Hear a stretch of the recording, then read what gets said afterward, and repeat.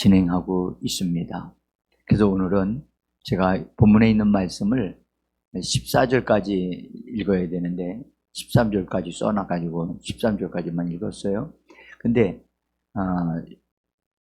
제가 이렇게 제목을 잡았습니다. 신부의 준비 과정에 속성 과정은 없다. 응? 자,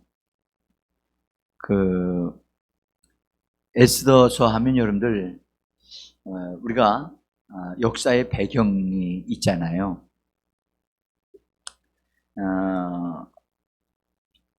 역사의 배경은 이스라엘 백성들이 본래 바벨론으로 그 느부갓네살 왕의 포로로 잡혀갔거든요. 그때 잡혀간 사람들이 바로 이제 이스라엘 백성들이 주로 그 나라의 똑똑한 사람들, 또 고관들, 이런 사람들이 많이 잡혀갔어요. 그때 잡혀간 사람들이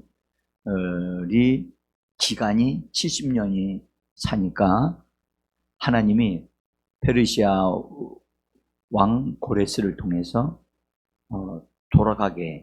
돌아가라고 해서 일부 사람들이 돌아갑니다. 그리고 그 70년 동안 살았기 때문에 이스라엘 백성들이 그 나라에 계속해서 머물러 있었던 사람들이 많았어요. 그 머물러 있었던 사람들, 아직 그들은 아직 예루살렘으로 가지 못했을 때인데 그때 일어난 사건이에요. 그때 그래서 이제 그들은 수산궁에 또는 이쪽 저쪽에서 흩어져 살고 있었는데 그때 이제 이 아하수에로 왕이 왕으로 취임하고 3년 동안 정치적인 그 힘을 잘 활용해서 나라가 든든하게 잘 됐어요. 잘 되고 오히려 확장되어져서 그래가지고 왕이 고관들을 다 불러가지고 잔치를 베풀었어요. 잔치를 베풀면서 약 180일 동안 잔치를 했어요. 놀래지도 않으셔요. 하루 이틀이 아니라 일주일이 아니라 180일 동안 잔치를 벌였다는 거예요. 이것은요, 굉장한 일이거든요. 그런데 그 잔치를 베풀면서 너무 왕이 기분이 좋고 만족해서 왕의 부인이었던 왕후에게, 와스디라고 하는 여인에게 참 예뻤던 것 같아요, 여인이. 그래서 그 여인한테 왕이 좀 많은 사람들이 이렇게 나와서 같이 이렇게 즐겁게 잔치를 하니까 나와서 자기 자신의 모습 또는 춤을 부탁한다든지 이런 것을 좀 부탁을 했어요. 그러면 왕이 신하들이 보는 앞에서 그렇게 그걸 하라고 이렇게 했으면 그걸 들어줘야 되잖아요. 개인적으로 한 것하고는 공개적으로 한 것하고는 전혀 다른 문제잖아요. 왕의 권위가 있잖아요. 근데 왕후가 그것을 거절했어요. 거절했다니까. 그러니까 왕이 화가 나서 막 그렇게 진노하고 있는데 옆에 있는 대신들이 왕이시여, 이를 그냥 두시면 안 됩니다. 만약 왕후를 이대로 두신다면 우리들의 가정에도 다 질서가 깨지고 나라의 기강이 흔들립니다. 왕의 명령을 따르지 않는 왕후라고 하는 건 있을 수 없습니다. 그냥 강력하게 얘기를 한 거예요. 왕이 화가 났는데 대신들이 그렇게까지 얘기를 하고 맞다. 왕의 권위를 세워줘야 될 왕후가 왕의 권위를 무너뜨리는 일을 하면 이건 안 된다 해가지고 폐위를 시켜버렸어요.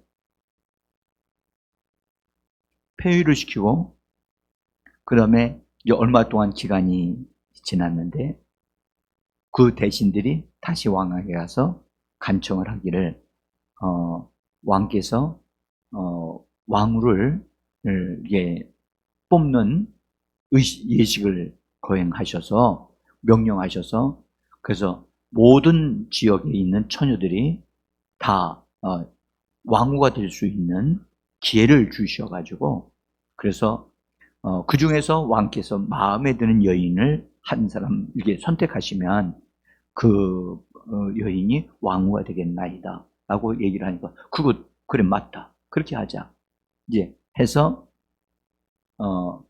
왕후를 뽑는 것이 공고가 되고, 모든 지역에 다 광고가 돼서 거기에 왕후가 될 수 있는, 거기에 참여할 수 있는 연령이 된 사람들, 여자들은 다 도전할 수 있도록 기회를 준 거예요.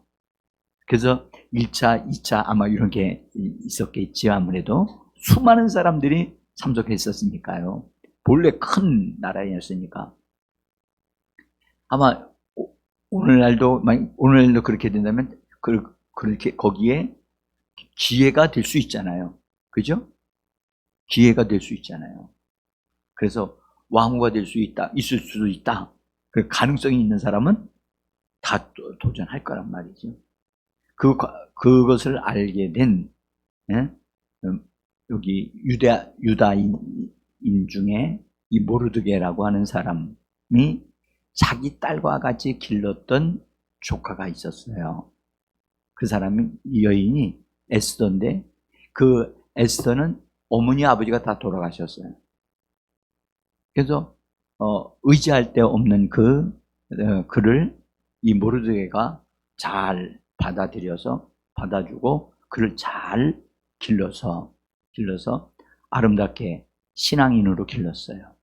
하나님을 아는 사람으로, 하나님을 의지하는 사람으로, 하나님께 기도하는 사람으로 그렇게 길러냈어요. 그런데 마침 그때 이제 그런 것이 공고가 되어지니까, 아마도 성경에는 기록되어 있지 않지만 모르드게가 너도 여기에 들어갈 수 있으니까 너도 한번 해봐라 하는 그런 권면을 했을 것이고, 또 에스더 그것을 보면서 야, 이건 하나님이 나에게 줄 수 있는 기회가 될 수 있겠다 라고 생각이 들어서 거기에 접수를 하고, 그래서 접수된 사람들은 다 호출이 되어져서 특별한 장소에 가서 준비하고 그렇게 하도록 되어 있었던 거죠. 예. 여러분들 구약의 이런 사건들은 말이죠. 구약의 사건들은 앞으로 오실 예수 그리스도와 교회에 대한 그림자예요. 그림자?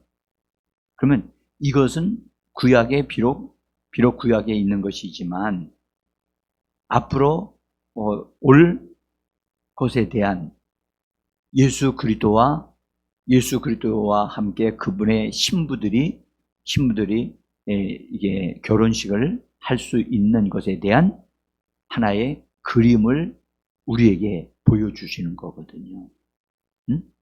그래서 구약은 그래서 의미가 더 커요. 더 깊고. 그래서 고린도전서 10장 11절에는 이렇게 말씀하셨어요. 그들에게 일어난 이런 일을 본보기가 되고 또한 말세를 만난 우리를 깨우치기 위하여 경고로 기록되었느니라.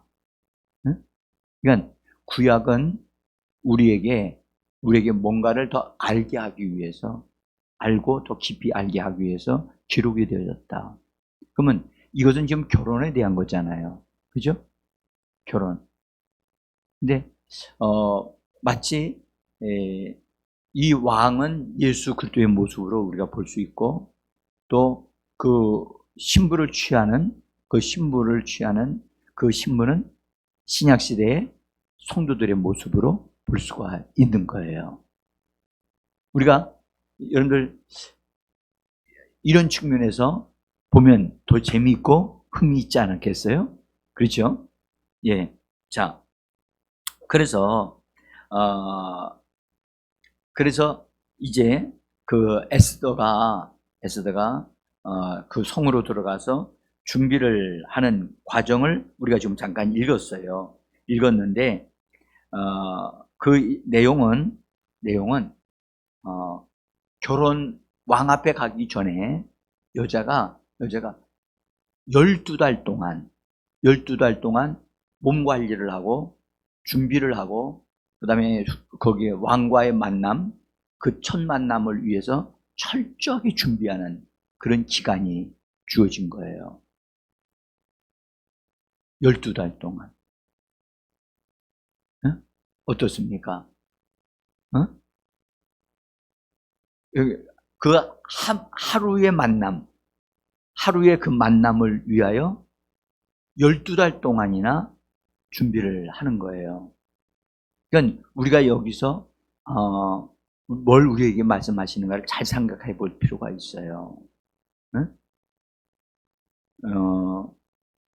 이 처녀가 왕에게로 나가서 왕과의 만남을 통해서 할 때 여자에게 정해진 준비하는 규정대로 그렇게 하게 되는데 6개월은 그 모략 기름으로 몸을 딱 목욕을 하고 닦고 쫙 준비를 하는 거예요. 6개월 동안. 응? 그다음에 그렇게 한 다음에 그 몸에서 냄새 나는 모든 걸 다 제거하는 작업을 해요. 그게 모략 기름이, 예? 그래서 이 모략 기름으로 뭐라고 그래? 목욕을 하게 몸을 바르게 되어지면 사람의 그 몸에서 나는 특수한 냄새가 없어져요. 그래서 그 다음에 그 남은 6개월 동안에는 다른 향품들을 다 주고 그래 원하는 것을 더 주어가지고 또 6개월 동안 잘 단장하게 해요. 아마 그때 당시에 아마 그 여자들에게 좋다고 하는 우유 같은 걸로 목욕을 하고 하는 그런 것도 있었을 거예요. 그러니까 여러분들 그 과정이 얼마나 준비를 철저하게 하는가를 우리가 상상을 한번 해보시기를 바래요. 그리고 그것만 전담하는 사람이 있었어요. 그리고 그 여자들을 잘 섬기는 다른 준비된 시중도는 궁녀들이 있었던 거지요. 응? 그래서 어쨌든 1년 동안 준비를 했다가 이제 왕이 만날 때를 기다리는 거죠. 그래서 그래가지고 왕을 만나는 날 왕이 딱 보고 왕에 의해서 모든 게 결정이 되어지는 거예요. 응? 근데 왕이 그 여인의 이름을 부르면 그 여인은 다시 들어갈 수 있는데 그 여인을 부르지를 않으면 다시는 그 여자를 왕 앞에 설 수가 없어요. 그게 하나의 규정이었어요.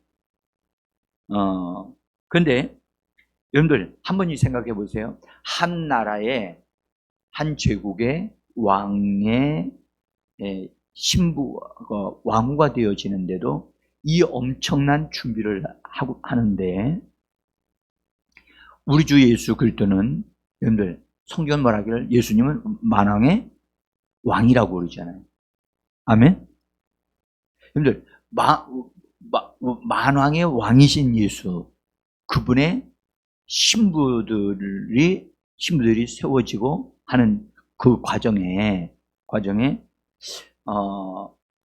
우리가 이 부분에서 정말 만왕의 왕이신 예수님의 신부가 되어진다고 하는 것 이것은 너무 귀중한 일이라는 것을 우리가 꼭 기억하셔야 돼요.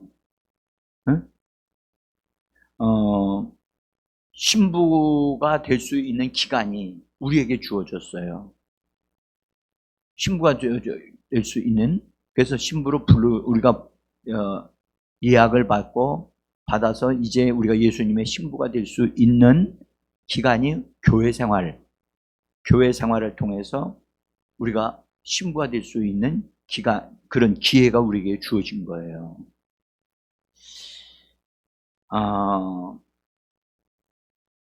여러분, 많은 사람들이 신부로서 이렇게 준비되어진 과정이 성경에 분명히 나온단 말이에요. 그런데 오늘날 예수 믿으면 사람들이 뭐라고 얘기를 하느냐 하면, 여러분들, 예수 믿으면 구원받는다 그러지요. 그 다음에 뭐라고 그래요? 구원받고 어떻게 해요? 천국 간다고 그러지요. 또 하나는 예수님의 신부가 된다고 얘기하지요. 여러분들, 참 말로는 참 너무 좋아요. 말은 듣기도 좋고, 예수 믿기만 하면 된다니까. 다 된대요. 그게 진짜입니까? 진짜입니까? 참말입니까? 그게 진짜 복음입니까? 난 여러분들에게 진짜 어떻게 여러분들 알고 있습니까? 한번 보십시오. 여러분, 한 여인이 왕을 만나서 아직 선택도 안 됐어.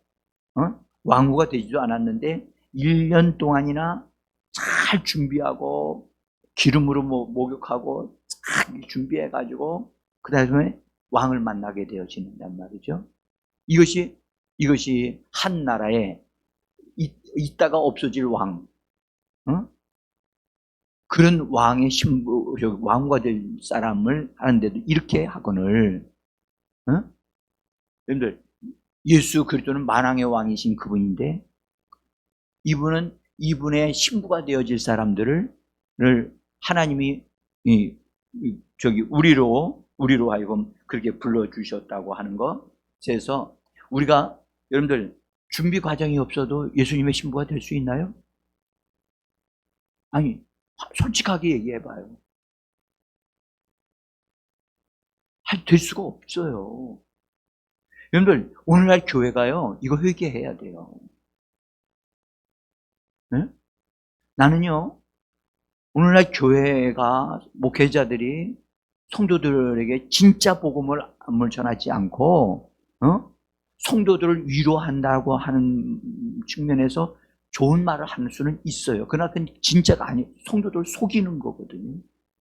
그러니까 그들이, 우리는 목사님이 얘기한 대로 우리는 예수 믿기만 하면 구원받고 천국에 가고 우리로 하여금 예수 신부가 된다고 해서요, 난 그렇게 믿기만 하면 되는 줄 알고요, 그렇게 믿어가지고요, 그냥 신앙생활을 했다가 이렇게 나중에 주님 앞에 왔다고 하면, 그때 예수님이 그 사람을 신부로 취하지 않으면 그 책임은 누가 지죠?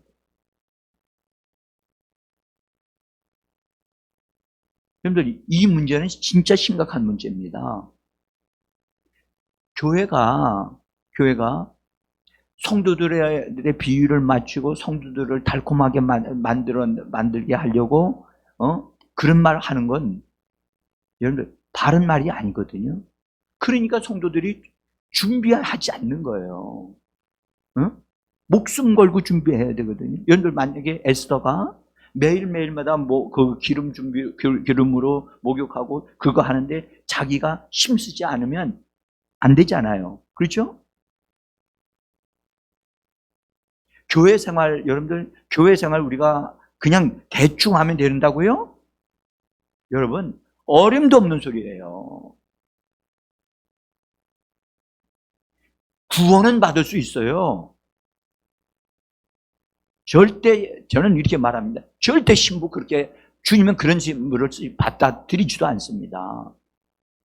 응? 왕한테 그런 여자들, 이렇게 준비되지도 않고 있는 여자들 데리고 가보세요. 왕이 그 사람 만나겠는가? 어림도 없어요. 여러분들, 하늘의 왕이신 예수 그리스도, 엄격한 분이, 그때는요, 얼마나 그것이 조금도 그 수준에 맞지 않으면 식적이에요. 식적이라고. 봐준다고요? 전혀 봐주는 게 없어요. 지금 우리가 교회 생활을 하는 동안에는 긍휼히 여김을 받고 은혜를 받을 수 있어요. 그러나 여러분들, 우리가 장차 새하늘과 새 땅으로 들어간다고 할 경우에는 거기는 의가 왕노릇하는 때예요. 모든 것이 그 의의 수준에 맞아야 되거든요. 우리 입맛에, 성도들의 입맛에 맞는 그런 메시지를 전하면 안 돼요. 인기가 없어도 성도들을 좀 괴롭게 할지라도 진짜 복음을 전해야 되거든요. 여러분, 우리가 지금 대충 여러분들 준비해가지고 주님 앞에 선다고요? 그리고요, 내가 이런 말씀을 꼭 드릴게요. 여러분, 교회 생활 얼렁뚱땅 하는 사람들 주님 앞에 가면 코피 터질 거예요. 터질 거예요. 여러분들, 그때가는 절대 다시라고 하는 기회가 없어요.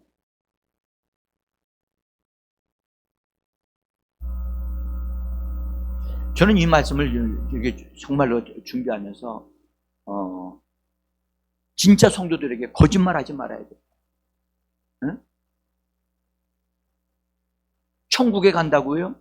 누가 천국에 간다고 그랬어요? 어디 성경에 어느 구절에서 천국에 들어갈 수 있다고 그랬어요?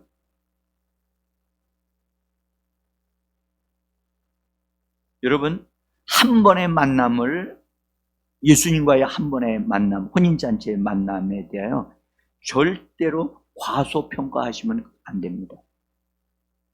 응? 그 한 번의 만남을 위하여 우리가 이 땅에서 교회 생활에 전심전력하셔야 됩니다. 응?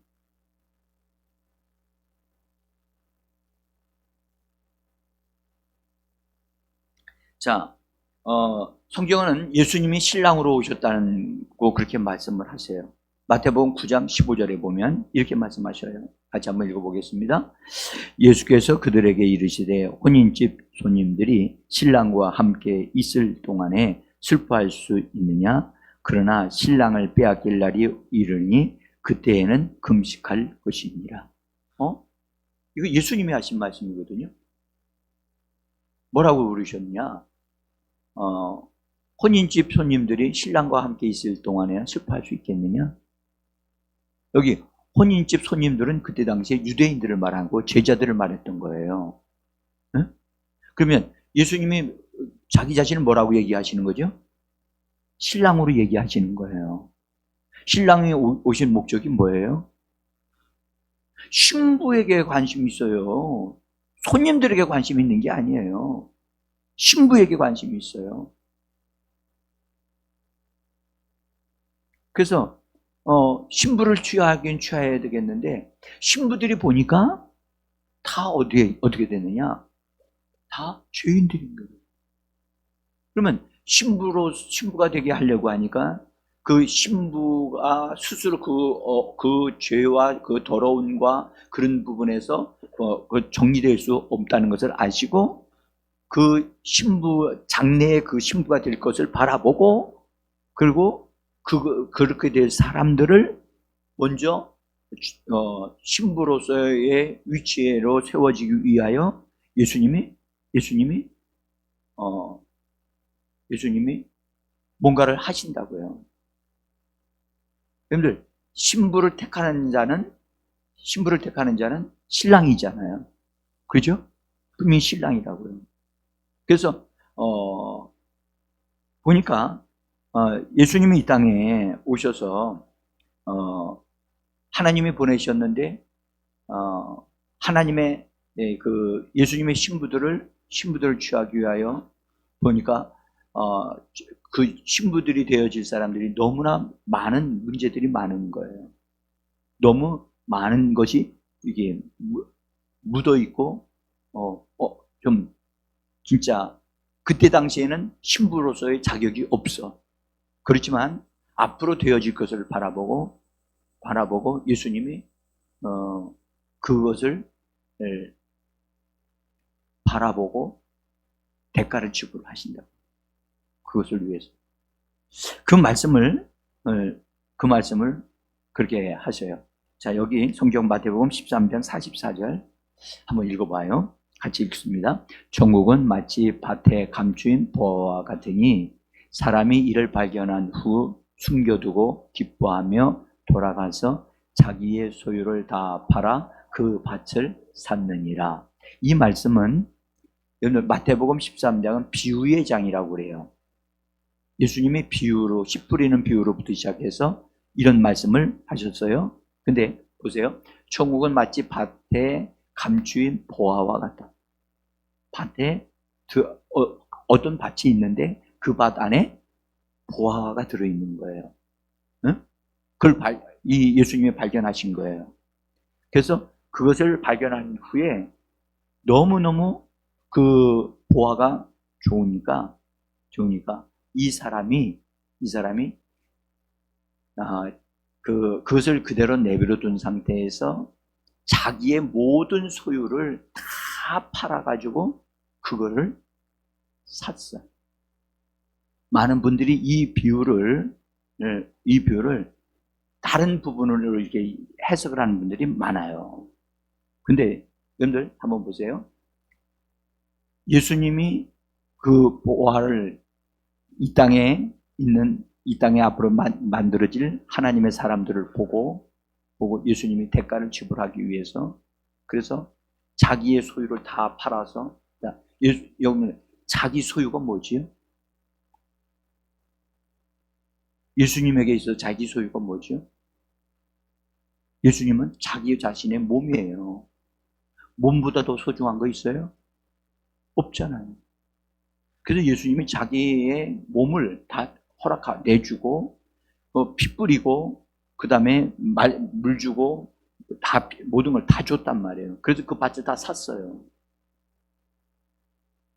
그러면 그 밭을 샀으면 그 밭 안에 들어있는 보물은, 그 감추인 보물은, 보화들은 누구 거죠? 그분 거예요, 그분 거. 그래서 우리는 예수에 의해서 예수님이 우리를 다 사신 거예요. 응? 여러분들, 우리가 예수 믿을 때 한번 여쭤볼게요.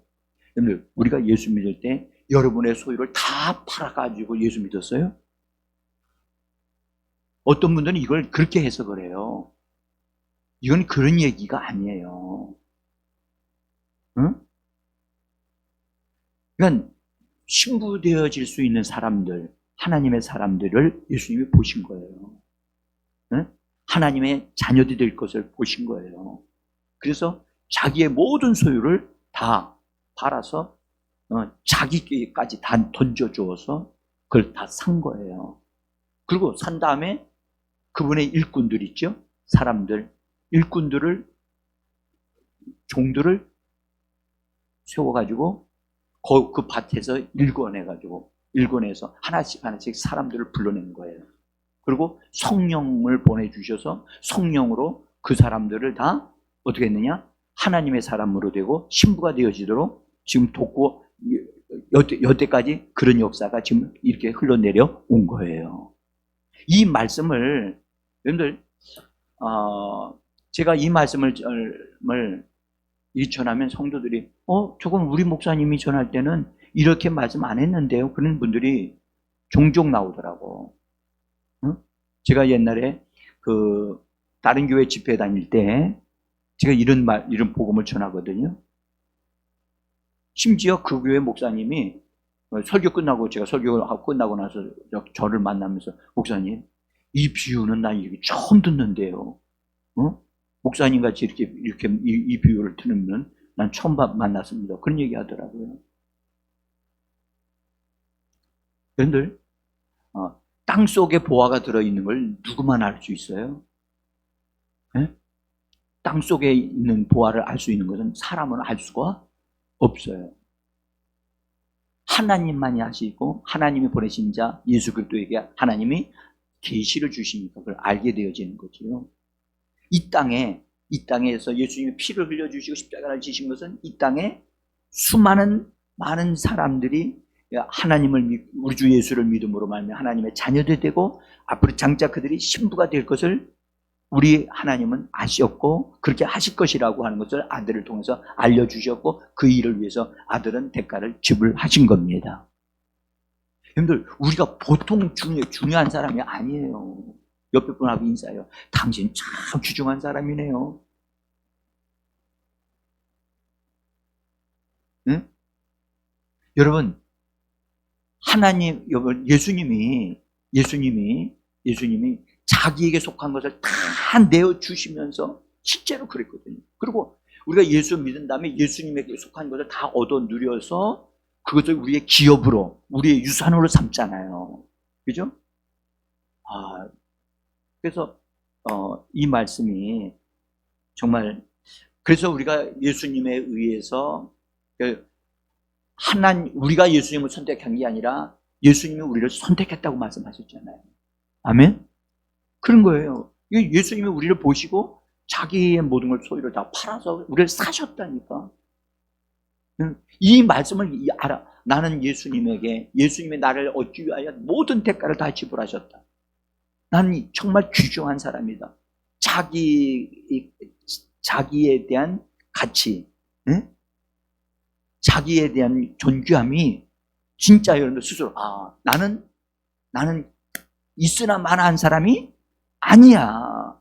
나는 엄청나게 큰 대가를 지불하고 예수님이 나를 사주신 사람이란 말이에요. 아멘? 그래서 누가 우리에게 멸시하는 말을 하거나 무시하는 말을 하면 멈추십시오. 나는 당신에게 이런 말을 들을 사람이 아닙니다. 여러분들 다른 사람이 나에게 무시하는 말을 하면 그 자리에서 딱 멈추라고 하셔야 돼요. 나는 당신에게 이런 수준 낮은 말을 듣고 싶지 않습니다. 왜 내가 당신에게 이런 욕을 듣습니까? 응? 나는 하나님의 아들이신 예수님이 나를 사시기 위하여 그분이 자기를 다 지불하실 만큼 나는 귀중한 사람입니다. 아멘? 그러니까 당당하게 내가 얼마나 귀중한 사람인가를 이 자부심이 있어야 되거든요. 응? 자, 그래서 이제 우리에게 성령을 보내주셔서 성령님은 우리가 이제 수요일 때마다 구약에서도 말씀드렸지만 이삭의 아내를 준비하고 아내 신부가 되게 만들고 같이 했던 건 노종이라고 그랬잖아요. 기억나십니까? 네. 그 노종은 바로 성령을 의미한다고 제가 말씀을 드렸어요. 그러니까 성령을 우리에게 보내주신 것은 우리로 하여금 우리의 내면에서부터 시작해서 우리의 영과 혼과 이 몸에 이르기까지 예수님의 신부로서 단장되어지게 하시기 위하여 성령을 보내주신 겁니다. 응? 그래서 우리는 성령의 도움 없이는 전혀 예수님의 신부가 될 수 없어요. 응? 철저하게 성령의 도움을 매일마다 도움을 구하셔야 돼요. 성령의 충만함과 성령의 지혜와 능력이 내 안에서 막 흘러 넘쳐나야 되거든요. 여러분들 단지 우리가 이 땅에서 어떤 문제 해결하고 원수 마귀를 정리하는 그런 수준에 있는 게 아니란 말이에요. 우리는 그런 것들도 해야 될 일 중에 하나이지만 더 중요한 것은 우리 자신이 예수님의 신부로 내면이 세워지고 만들어지고 짜여져야 돼요. 말씀이신 그리스도와 같이 우리도 말씀의 사람이 되어줘야만 합니다. 많은 분들이 여러분들 하나님의 말씀을 머리로만 이해를 한다니까. 주님은 그렇게 말씀하지 않았어요. 너희는 나를 먹고 마셔야 한다라고 말씀하셨다고. 응? 여러분들 먹고 마시는 것은 그 사람의 몸을 이루는 거예요. 아멘? 여러분들 우리가 먹고 마시는 그것이 우리의 안으로 들어오면 우리의 몸을 만들잖아요. 그렇죠? 우리 하나님의 말씀을 먹으면 하나님의 말씀은 영이요 생명입니다. 할렐루야. 그 말씀을 먹는 거예요. 먹는 것은 반드시 어디로 먹어야 되죠? 귀로 먹지 않아요. 눈으로 먹지 않아요. 뭘로 먹어요? 입으로 먹어요. 눈으로 먹는 사람, 귀로 먹는 사람들이 나중에 주님 앞에 가보면요 아주 삐쩍 말라 있을 거예요. 여러분 이거 아셔야 돼요. 성경도 그래서 반드시 소리내서 읽으셔야 되고, 말씀은 입으로 먹는 거예요. 입으로. 근데 많은 사람들이 교회 오면 뭘 하러 들어오냐? 설교 들으러 오는 거예요. 귀만 키우는 거예요. 지식만 키우는 거라고. 이렇게 안 돼요, 이거는. 아마 제가 가면, 제가 생각하기에 주님 앞에 우리가 다 가면 귀만 커진 사람들이 많을 것 같아요.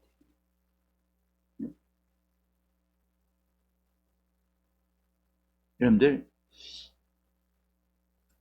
제가 이런 소리 말씀드리는 것은 진짜 우리는요, 합당한 도구를 합당하게 사용할 때 능률적인 사람이 돼요. 그죠? 가위로 자르면 될 것을, 여러분들, 손으로 그걸 자르려고 하니까 손도 다치거나 힘도 들고 안 잘라지거든요. 그럼 뭐 하면 돼요? 가위로 갖다 탁 자르면 금방 탁 잘라져요. 도구가 하나님의 말씀은 입으로 먹어야 되거든요. 아멘? 여러분들, 이거를, 우리는 너무 습관이 눈으로만 하는 것에 익숙해 있어요. 이거 고쳐줘야 됩니다. 자, 신부는 단장하기 위해서 준비하는데 사실 부지런해야 되거든요. 뭐 해야 된다고요? 부지런해야 돼요. 부지런해야 돼요. 언제 어떻게 갈지 몰라요. 여러분들 잘 들으셔야 돼요. 육신이 있는 순간, 육신이 있을 때까지 준비할 수 있어요. 육신을 딱 벗으면 아무런 준비할 수 없어요. 여러분, 우리가 육신 딱 벗으면 어디로 가죠?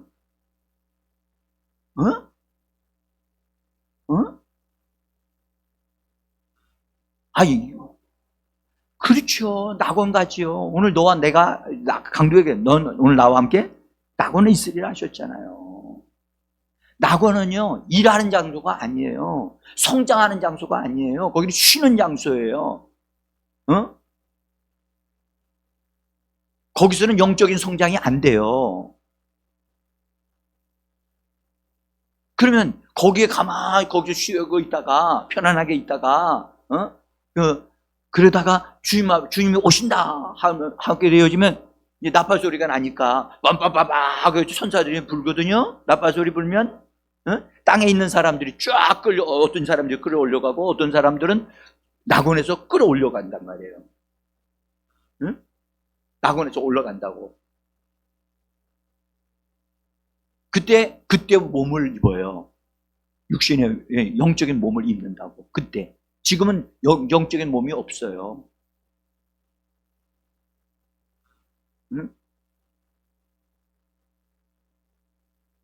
여러분들, 우리가 정말로 지혜로운 사람은 주님 앞에 쓸 때에 벌거벗은 상태로 드러나지 않기 위해서 하나님의 말씀으로 철저하게 자기를 덧입는 신령한 것을 덧입는 위하여 심노하고 애를 쓰는 사람이 되어져야 한다라고 말씀하고 있다고요. 고린도후서 10장에도 보고 여러분 그런 말씀 너무 많잖아요.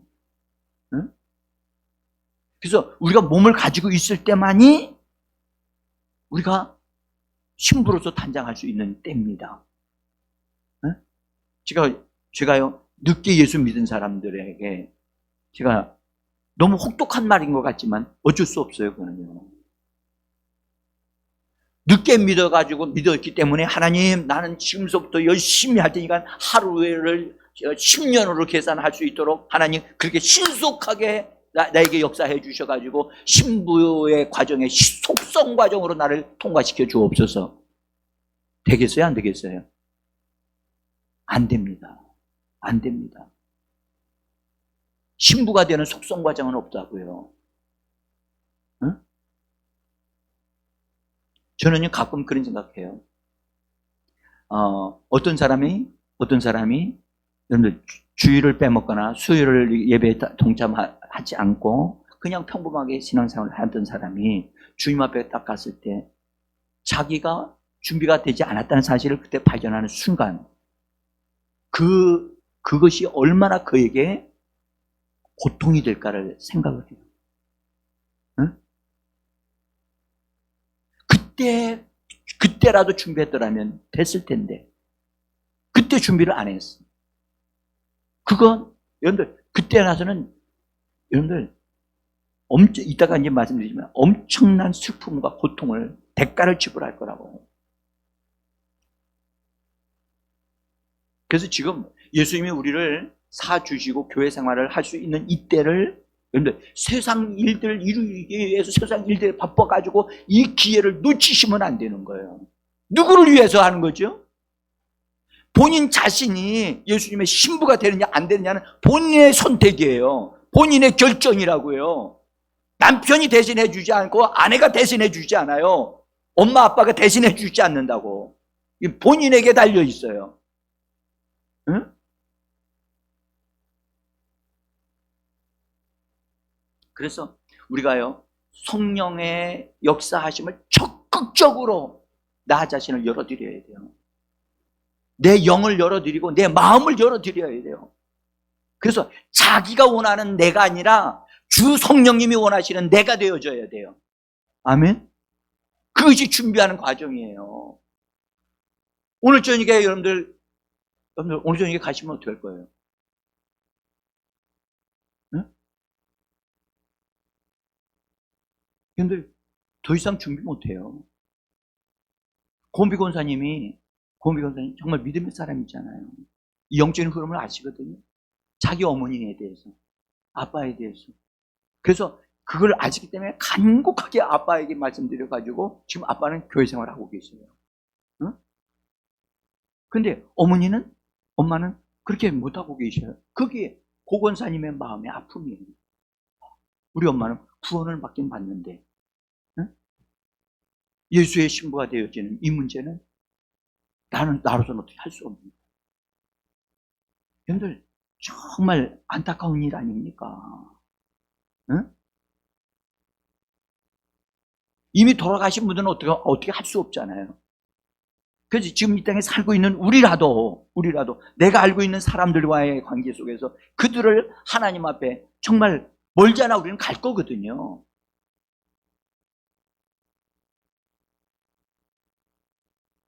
그래서 성령님이 우리에게 오셔서 우리에게 우리 영 안에 우리들의 마음 안에 우리 몸에까지도 생명으로 점령되어지도록 하시기 위해서 좀 기다리고 계시거든요. 뭘 기다리죠? 우리가 요구하고 내어 드리고 그래서 말씀을 먹고 하면서 주님 이런 말씀이 나에게 내 안에서 나 자신을 만들어 가기를 원합니다. 이걸 간절히 원해야 되거든요. 성경 말씀하셨죠. 제가 이제 앞으로 할 거면 신의 성품에 참여하는 자가 되라고 말씀하셨죠. 예수님의 어떠하심이 내 안에 만들어져야 되는 거거든요. 분명한 것은 과거에 예수 믿었던 것이 지금도 동일한 수준이다. 그러다면 그 사람 변화된 사람이 아니에요.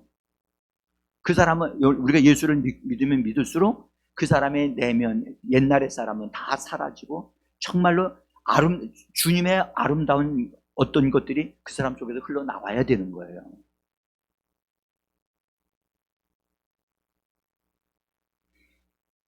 그래서 여러분들 성령님은 우리를 내적인 성장을 시키시는 분이세요. 아멘? 단장시키시는 분이시기 때문에 그분과 충돌하시면 안 됩니다. 그분이 말씀하시면 즉각적으로 순종하셔야 돼요.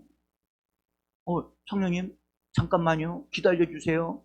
내가 집에 갔다 와서 할게요. 이렇게 하면 안 되는 거예요. 성령님이 딱 말씀하시면 다른 것이 없어요. 그 말씀을 안 들으면 성령님은 더 이상 그 사람에게 말씀 안 하세요.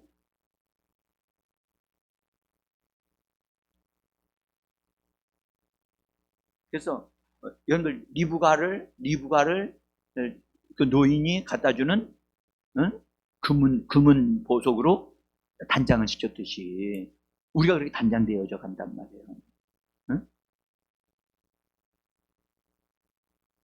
기억하세요. 한 번뿐인 혼인잔치라는 사실. 두 번 있어요? 한 번밖에 없어요. 이 한 번을 위하여 우리가 지금 교회 생활을 하고 있는 거예요.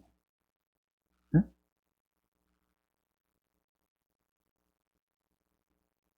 그래서 우리가 한 번뿐인 예수님과의 혼인잔치에 참여하기 위해서 우리가 그 수준에 걸맞는 내가 되기 위해서 정말 여러분들 세상에 있는 거 모든 걸 다 투자하고 던져야 되는 거예요. 응? 진짜 누군 말로 몰빵해야 된다고. 어? 여러분들 우리가 지금 교회 생활하는 거예요. 이것이 나의 영원한 문제. 응? 예수님의 혼인잔치들하고 천년왕국과 그 영원히 왕노릇하는 것을 결정한다고 한다면 여러분들 다 주워 던질 만큼 가치가 있어요, 없어요? 있지요. 있지요. 근데 그렇게 안 던지는 사람은요, 나중에 분명히 말씀드려요. 1000년 동안 이를 부득부득 깔며 고생하는 날이 와요. 몇 년도 아니고요. 여러분들, 이거 아는 사람은요, 절대 양보할 수 없어요. 자, 한번 보죠. 마태복음 22장 2절에 있는 말씀에 이렇게 한 임금이 아들을 위하여 혼인잔치를 베풀었어요. 자, 거기 보면 이렇게 말씀해요. 같이 한번 읽어봅시다. 천국은 마치 자기 아들을 위하여 혼인잔치를 베푼 어떤 임금과 같으니 임금이 손님들을 보러 들어올세 거기에 예복을 입지 않는 한 사람을 보고 임금이 사환들에게 말하되 그 손발을 묶어 바깥 어두운 데에 던지라. 거기서 슬피 울며 이를 갈게 되리라. 자, 이거요. 혼인잔치에서 일어날 일이거든요. 근데 혼인잔치에 들어가려면 여러분들 보세요. 아들의 입장에서, 성령의 입장에서는 성장시키는 데 관심이 있어요. 여러분들, 성장시킨단 말은 처녀로서 합당한 준비되어진 사람이 되어져야 되죠. 근데 아버지의 입장에서는 뭘 관심 두시냐면 의복에 관심이 두고 계세요. 의복. 여기 임금인 아버지가 딴 사람들은 다 의복을 입었는데 한 사람이 의복을 입지 않고 들어온 거예요. 그러면 다시 말씀드리면 여러분들 혼인자리에는 반드시 입어야 할 옷이 있다는 거예요. 입어야 할 옷이 있습니다. 그 옷은 언제 만들어지느냐? 오늘날 우리가 교회 생활을 하는데 교회 생활을 통해서 짜여지는 거거든요. 자, 근데 그 옷을 입지 않았어. 아는데 그냥 너 안 됐구나. 그래서 너 준비할 수 있는 기회를 주겠다. 그렇게 임금이 말하지 않았어요. 그럼 어떻게 했느냐? 어쩌면 이 임금이 이렇게 매정하게 합니까? 뭐라고 그래요? 응? 여러분 같으면 이렇게 하겠어요? 이렇게 못해요. 그런데 이 임금이 말하기를 사환들에게, 천사들에게 얘기하는 거거든요. 그 손발을 묶고 바깥 어두운 데에 내던지라. 기가 막힌 일이잖아요. 혼인잔치 자리에 들어오기 위해 얼마나 준비하려고 애썼겠어요? 근데 그거 하나도 그걸 아무것도 봐주지 않아요. 묶어가지고 뭐 한다고요? 바깥에 내죠. 여기 바깥이 어디냐면 어두운 곳이에요. 지옥에 가까운 곳이에요. 응? 그곳에서 엄청나게 하면서 이를 부득부득 갈면서 고통 속에 있다가 그래도 구원은 받아요. 그러니까 누가 말하게 그래도 구원은 받으니까 잘 됐네요. 응? 응?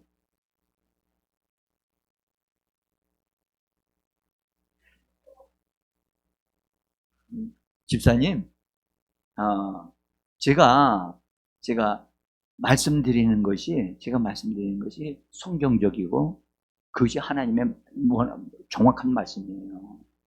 응? 자, 그래서 구원받은 사람은 죽으면 낙원에 간다고 그랬잖아요. 네, 그렇잖아요. 낙원에 가죠. 낙원에서 나중에 주님이 공중에 오실 때 낙원에서 올라간다고 그랬잖아요.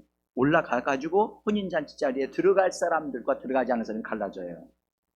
들어가지 못할 사람들은, 준비되지 못한 사람, 예복 안 입은 사람들, 성장 덜 된 사람들은 거기에 다 못 들어가.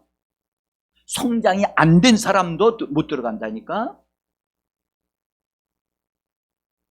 그러니까 성령이 우리의 내면을 성장시키고 내면을 단장시킨다고 그랬잖아요. 그렇죠? 그리고 우리가 입어야 할 옷에 대해서도 우리는 교회 생활을 통해서 그것이 짜여져요. 만들어지는, 제가 말씀을 드리겠지만, 여러분들, 우리는 예복을 입어요. 예복을 준비하는 거예요. 이건 예복은 하늘에서 준비되는 게 아니에요. 우리에 의해서, 우리의 신앙의 삶, 영으로 사는 삶을 통해서 짜여지는 거예요.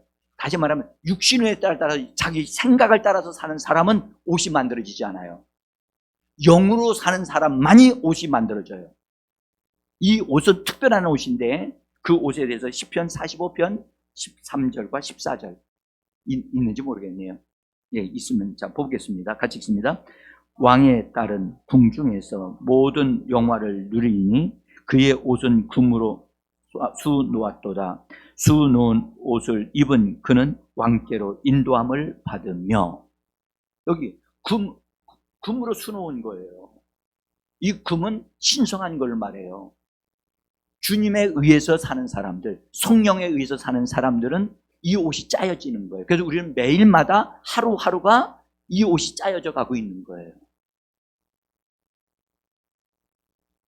시간이 없으니까요. 자, 이제 우리 기도해야 되니까 다시 말씀드릴게요. 여러분, 혼인잔치 자리에는 분명히 준비하고 있어요. 예수님이 준비하고 계세요. 예수님은 혼인잔치만 준비한 게 아니라 어디까지 준비하느냐? 결혼한 다음에, 여러분 결혼하면 신혼여행 가요, 안 가요? 신혼여행을 갈 것까지 지금 준비하고 계시고, 그 다음에 그 이후로의 삶을 살 것까지를 예수님 다 준비하고 계세요. 우리는 뭘 준비해야 되느냐? 우리는 신부로서 단장되어지는데 참으로 여기서 빈틈없이 준비해야 돼요. 아멘?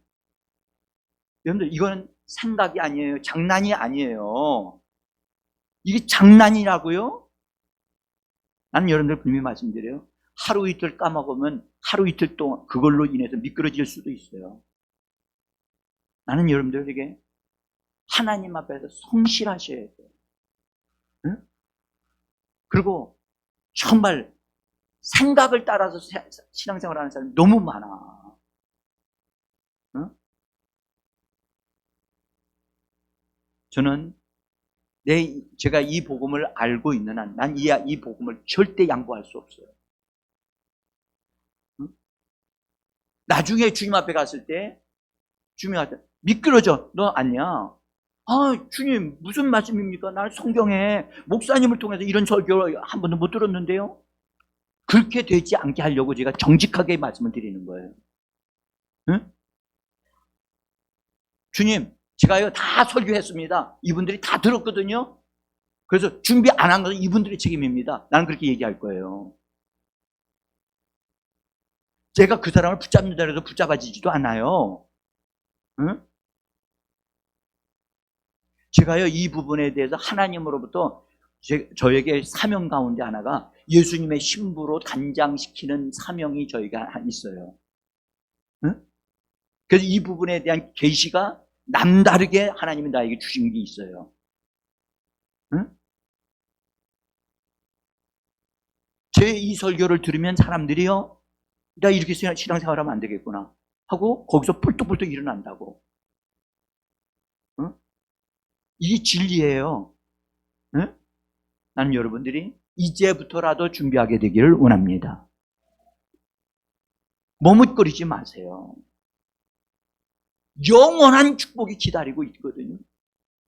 후회하지 않을 겁니다. 응? 하나님이 여러분들에게 예비하신 축복을 더해 주시기를 원합니다. 기도하겠습니다. 감사합니다.